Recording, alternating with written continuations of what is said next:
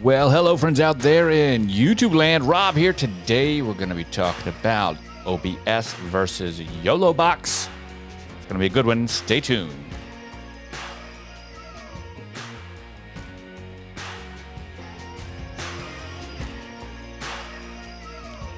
Well, hello. A little bit of fun music coming in there. We actually have a pretty big conversation to have today. And as you can see, the screen that you're looking at right now, there's kind of a lot going on in the background. And I want to share that with you as we jump right in over here. Right now, you're actually seeing a little bit of behind the scenes for how we might actually do something with yolobox as well as OBS, and we want to talk about the differences. I want to remind you that as we finish up this intro, none of this is sponsored, so if you like what you see, don't forget to leave a like and subscribe down below. Consider using the Amazon links. It'd be a lot of fun. We're actually going to talk about all of this in 5 different ways today. We're going to be comparing the two, but I just wanted to kind of give you that front scene right there. We're going to talk about the features, the considerations at the end, ease of use, and image quality. Finally, we're going to end it up with portability, which one is the most portable and easy to use. Both of these can be mobile stations, just depending on what you consider to be mobile. If mobile is being out there somewhere in the field, then sure, you can take your computer and stuff like that. And we're going to talk about the differences with those. Now, I get this question a lot, which is why we brought it up, which is one is better than the other. yolobox doesn't stream as high of quality as OBS. It's a much better system to use OBS in the studio and yolobox maybe in a remote location. And I think that we can actually talk about that in a way that really you don't use a screwdriver to drive a nail, right? And you don't use a hammer, right, when you're trying to paint a picture, right? So you use the right tool for the job. I think for most people, yolobox is going to fit the bill because it's more portable and has all the features that you'll need inside of one thing. We're going to talk about that in just a moment. Wow, all of that stuff. Let's actually talk about the features real quick. When you think about yolobox and the features that we go on and stuff like that, yolobox is packed with all kinds of tools that make you do the job well. And we're actually going to bring that out here so that you can see here in just a moment. But as we do, I want to share with you around the screen of OBS, because some of you may not be familiar with OBS. Now, with OBS, Open Broadcast Software, it's a free live streaming platform. You don't have to pay any money for it. It's kept by a team of, well, developers all over the place that work on OBS. You can buy a premium version and different things like that. But just to stream, you can go ahead and set up all kinds of things.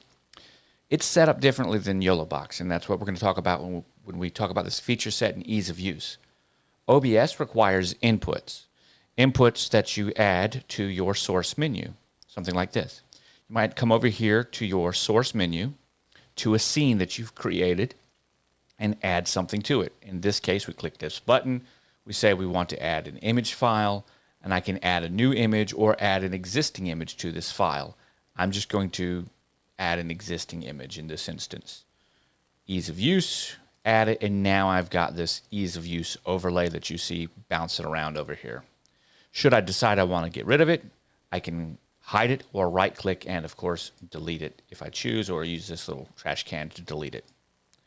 Making your sources show up in OBS is as simple as that. But that really cool title that you saw, like this, let's check out this intro title again. You see that right now. Where does that come from? Well, the reality is that has to come from somewhere else. In this instance, it's got to come from online, right? Well, not online, but it's got to come from somewhere where I might create it. So for me, I have to come over here and then create a project. We can go to projects. I can add a project or a new project. And let's, from my templates, grab a library. I guess I don't have one right there. We can come over here, grab a collage. Come over here, start thinking about something. Select a size and begin making some kind of a template. Back to school. There's a lot of things that are already available to me. I can also come over here to my projects, and I can look and see all the different types of projects that I've used when I've created different thumbnails. The reason that's important is because you will have to do this type of work on OBS. There isn't a fleshed out title generation tool like you have on yolobox. So if you don't know that, if you want to have cool, slick little titles like this intro title or all these other things that I've got, you've got to actually create them. Once you create them, you actually have to set up your stream and your scene and your fade. You can see this is happening right over here. There's a lot going on already. Now, what you don't notice is that in my audio mixer down here, I actually have many different sources. Check this out. Each scene has a different source. And I had to go through and turn off each scene, right? And then, of course, in my instance, I had to hide the ones that I didn't want so that it wouldn't clutter up my display. So as we walk around, although those processes are simple, it's a setup thing, it's something that you have to do. Now, there's a lot more that we can talk about, but you can, of course, do picture-in-picture. You can add different scenes. You can use your properties and filters. In fact, OBS is a very strong suite of equipment to use. But with that stronger suite of equipment to use, it does have a different kind of a learning curve. Let's take it over here to good old-fashioned yolobox. Okay, I'm going to go ahead and make this a little bit larger. Now, I know you're seeing what I'm seeing. So we've got yolobox. I want to bring you over here to the side. We've got this as the program monitor out because I'm running yolobox into OBS and OBS into yolobox. So you might see some windowed cascade effects from time to time. No worries, my friends. But let's pretend we wanted to create some kind of title on yolobox. It's a lot simpler. We come over here to our titles panel, right? Overlays. And we could very simply just tap, create, select, and everything. We can completely customize it. I'm not going to bore you to death with those types of customizations. But as you look, you can see I've got all kinds of different deep dives. I've got all kinds of things. There's my glitch transition effect. There I add my words over top of it. And then I just turn them both off, right? If we want to add additional sources, it's as simple, again, as just adding a video source. If I had one to add, you'd see it there. I don't have, well, I guess I do. I got plenty. I could add a local video here as well. And you see all the different videos that I have on here.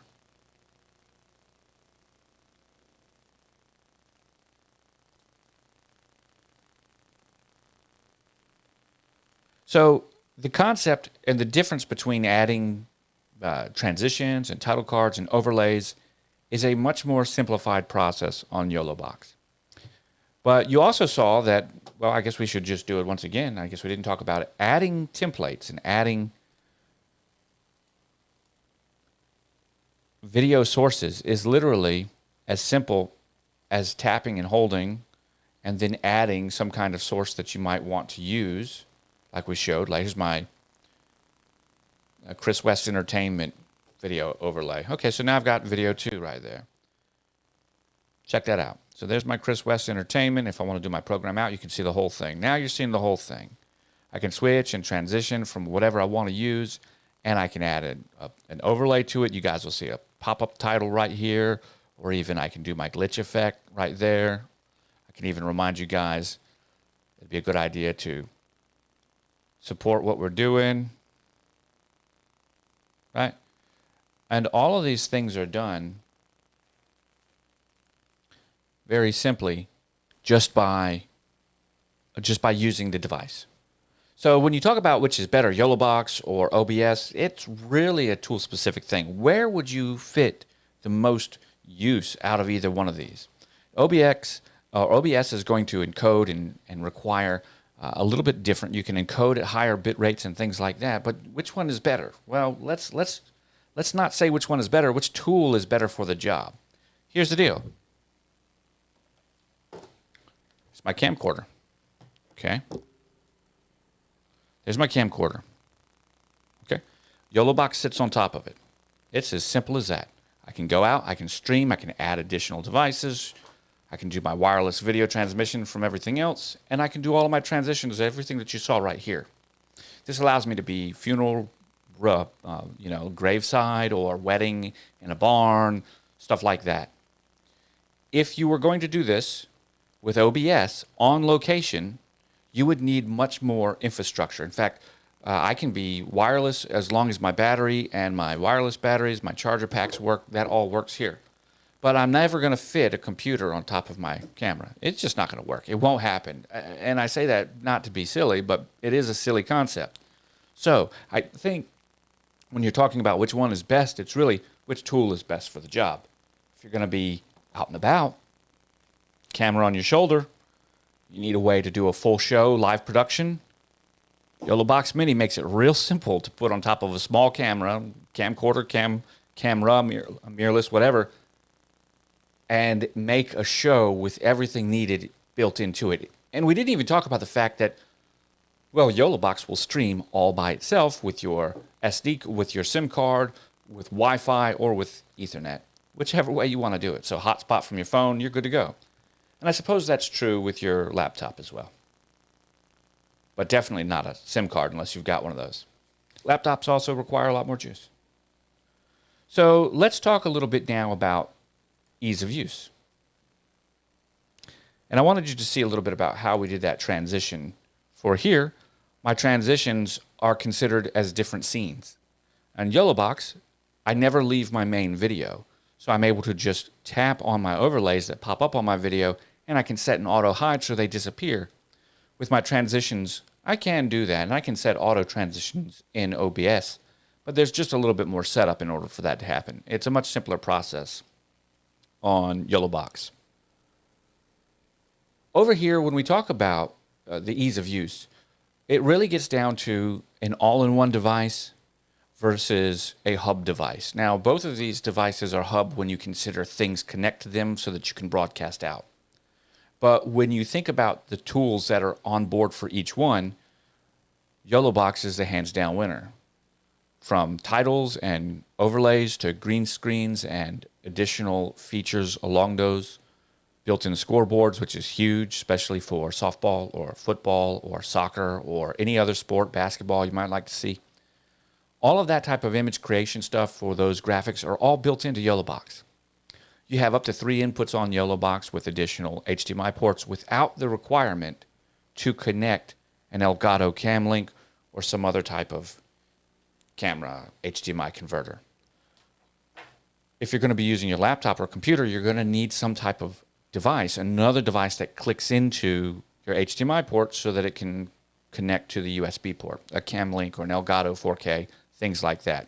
Those interfaces cost money, around $100, $125 each. So although Yolobox, you might pick up Yolobox Mini or Yolobox Pro or something around $699 to $999 to $1,090, depending on what sale or if you're buying it used or new, the going rate is around $800 to get into the Mini and about $1,200 to get into the Pro. But you won't need to buy any additional cables and everything will work just by plugging straight into it. So I think when we talk about ease of use, I think Yolobox again wins hands down, mainly because there's not a lot of difficulty in setting it up. It's plug and play. There are no scenes. It's very user-friendly. You tap on the video you want to watch. You tap on the display you want to show. All of those things work. Whereas with OBS, you have to manipulate and create those things differently. Although it's still capable of doing it, it's just a different learning curve. When you think about all of these things, there's a big question. What about image quality, right? Check that out. See, once again, we're showing you how we transition the scenes. It's going to stay here on the scene until I transition back, and that's an important thing to know, right? So there we go. So I got to transition back. I'm in the middle of the show, producing the show myself for you. These are things and considerations I have to continue to do. But the question is image quality, right? So image quality. Well, Yolobox is going to encode when you're live streaming up to 8,000 kilobits per second, which is 8 megabits per second. And it will go up to 60 frames per second on the Yolobox Mini and the Yolobox Pro. You have no such limitation on OBS. OBS is going to allow you to encode at pretty much whatever you want to encode at. You can set up your recording settings, and you can bring your stream settings all the way up. I'm going to do that right now. You can bring your stream settings all the way up to 10,000, 20,000, 30,000, 40,000 kilobits per second. No problem. As long as your internet will support it, it will allow you to stream. So in general, the highest record quality that you're going to get will be as high as you can record in. So Yolobox's internal recordings and streaming while live streaming is limited to 8,000 kilobits per second. So you're only ever going to get an 8 megabit per second recording until they change it. Whereas on OBS, you're going to get however high you set it, as long as your internet connection can support it. So just because you want to stream at 4,000 or 40,000 kilobits per second, let's say, that's 40 megabits per second in 4K at 30 frames a second, doesn't mean you're going to be able to do it. Your internet upload has to support, at least at that point in time, 40 megabits per second upload, and most of them won't unless you're on a higher connection cost. Most residential or most business, well, I won't say business, but most residential uploads are going to have you somewhere around 10 to 15 at the max, and that's at any one draw. So you got to make sure that you're good to go there. But what about recording internally without live streaming? Same thing again. The OBS software will always record higher because you can set whatever you want, right? However, when you think about it, yolobox will grow up to 50 megabits per second, 50,000 kilobits per second. That's a pretty nice file. That's a pretty nice MP4. That's not a bad MP4. So when it comes down to overall quality, which can give you higher quality, I would say OBS can give you higher quality. But what about the practical use? I think that yolobox is going to give you the better practical use image quality out of whatever that you're doing. And I say that simply because a couple things are important. If you're out on location recording and streaming live at the same time, then you really should be recording internal to your camera, because you don't plan on giving your client an 8K or an 8 megabit per second video. That would that'd be silly. You know, that's okay for a live stream. That's not okay for a delivered, polished video quality. Like, for example, my live streams of my weddings that I do, yeah, they get the live stream, and I'm going to stream as high of a bit rate as I can. Usually I try to stream around 5. But that's not what I'm going to deliver in a video product to them. Not at all. I'm going to give them my 4K masters after I piece it back together. The live stream is just that product for right now. The download of the live stream is actually when I go back home and I render that and master that internal recording. So if you're not recording internally, man, then there's your problem in the first place, because both of these systems cannot compare at all to what my camera right here will record at 200 megabits per second. And my external recorders, if I choose, I can record in Apple ProRes. So the reality is, what tool is going to be best fit to the job? And that's going to bring us over to considerations. We've talked a lot about these things, and I want to bring you back over to yolobox. Yolobox.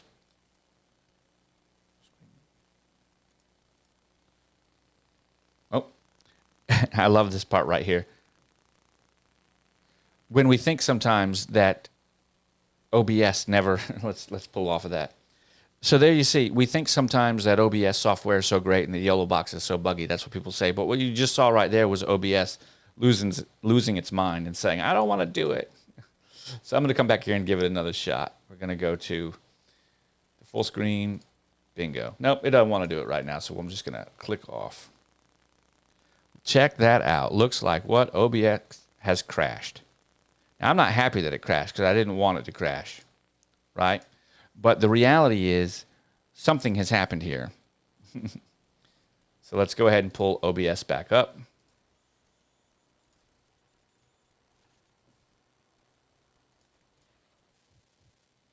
Now, it should have saved all of my screen settings and everything. And, of course, it did. Just a little bit of a different layout. So that's a nice part about OBS, right? It did save those things. But currently, OBS is not happy with giving me the uninterrupted view of the full screen right now. And that's not because I'm using a bad computer. This has nothing to do with that. I got a 2080, RTX 2080 in this, it's a couple-year-old Alienware. I forget, M17. It's an i9 11970 HK, 11980 HK, 11970 HK, whatever. Pretty nice computer, but the program just decided to go wonky. You're going to experience those types of things across whatever program and software that you use out there in the real world. So I don't usually consider one or two technical difficulties throughout the day a problem, even if I've had one or two a day. It's because there are many different factors that will come into it. And these are the types of considerations that we're talking about. If you're out running around in the hot air and a hot summer day, you will likely find that there are more issues with your computer outside trying to run than you will with yolobox. I've used yolobox out on the beach in hot weather and had no problems with it. Sure, it gets hot. That's why it's got a fan in YoloBox Pro. It just keeps on. I think they all have a fan in them, actually. Yeah, they've all got a fan in them. That's why it's got a fan in it. It just keeps going. It's a nice device that just continues to go even on the sun. Sometimes your computer won't. Sometimes the program will get too hot. The thing will chug out. All of these things are here to say that I don't think that one is necessarily better than the other. And if you thought that there was an image quality difference that's so bad between them, I hope that you have a different mindset about that after watching this, because you didn't know it, but I've been cutting between these two each time. We've been doing several different recordings. All of this was brought into Premiere. And so which one was which?